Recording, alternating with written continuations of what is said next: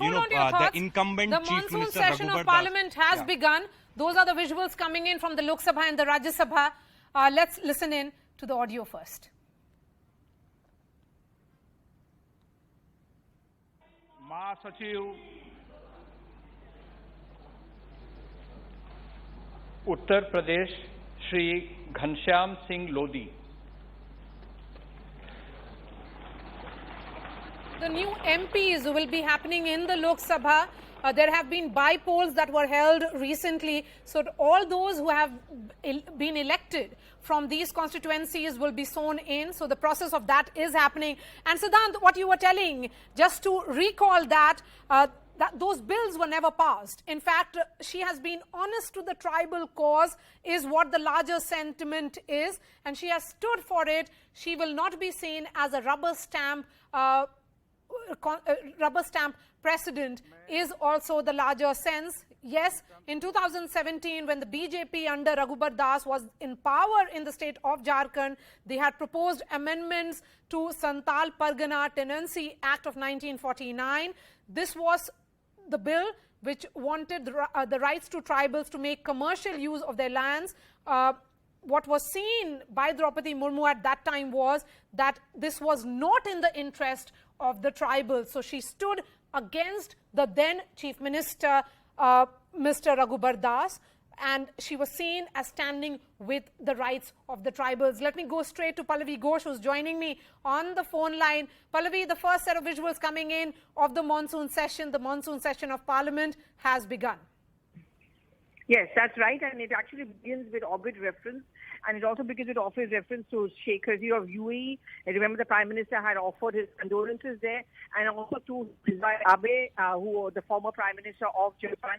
Also, in a sense, showing the close equations with the Prime Minister himself shared with the Prime Minister of Japan.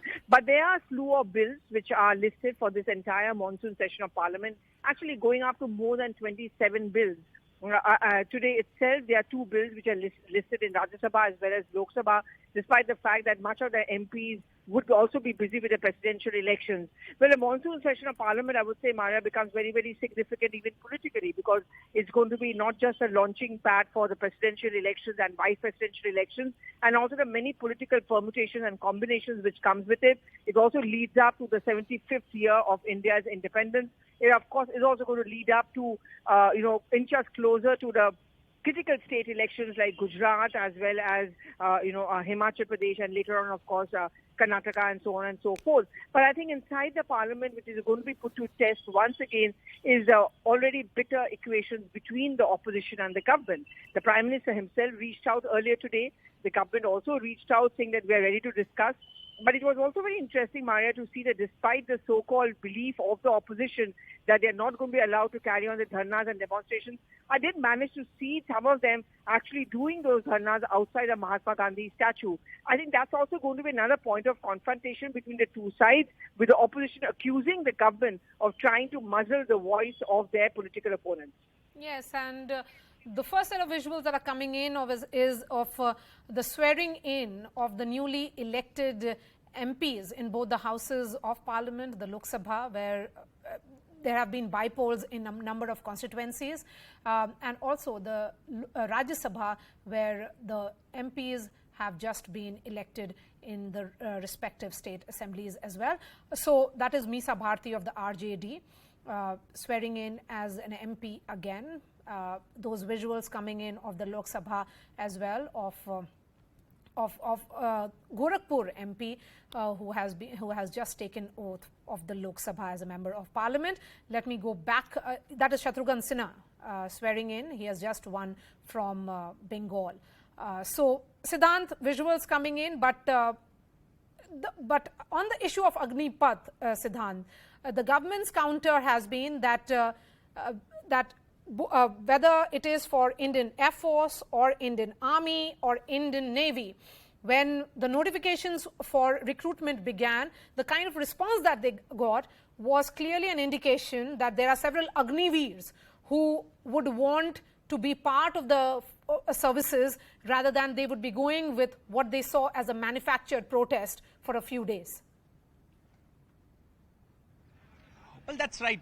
In fact, Maria, at that point in time also, I remember the time this scheme was announced, and there were press conferences which were being taken every day by the generals of the armed forces. At that point in time also, we were told that all these protests are manufactured, they are being done because of the political motives, and they are being fueled by certain political parties. And in fact, at that point in time also, this announcement was made that those involved in riots, those involved in vandalizing the public properties, they will not be inducted in the Agniveer scheme. And you see, Maria, right after that, all these protests got stopped, and in fact, the government has started the enrollment, the process, and the people from these northern states only, the aspirants, they are getting themselves enrolled in large number. So it is again a proof that whatever protest happened at that time, or the trains which were vandalized, were nothing but because of the political motives, and were manufactured protests.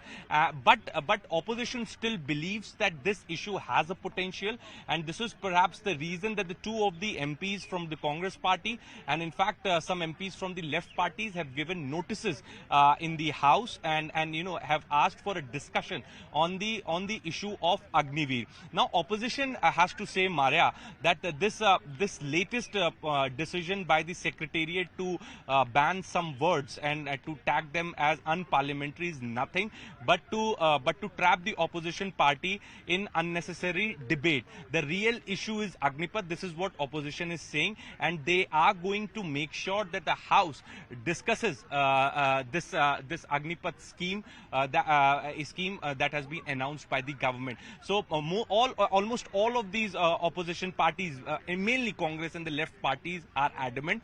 But again, Maria, what I'm picking from my sources in Shiv Sena, they are telling us that they are going to go soft on the government as far as Agniveer scheme is concerned. So the parties like Shiv Sena may announce their support for the Agniveer scheme, and we should not be surprised if they do so, because they feel that this scheme is in favor of the youth of the country, and this will generate employment, and also this will give trained youth to the country. So this is also what I'm being told. All Back right. to you.